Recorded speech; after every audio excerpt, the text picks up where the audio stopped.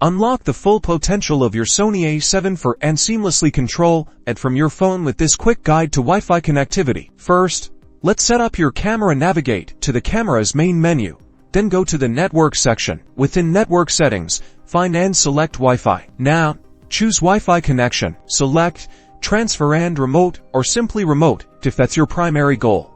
Your camera will now display a network name, often starting with Sony A7 IV. This is the Wi-Fi network your phone will connect to. Next, head over to your smartphone, download and install the official Sony Imaging Edge mobile app from your device's app store. Once installed, open the Imaging Edge mobile app. It will prompt you to connect your camera.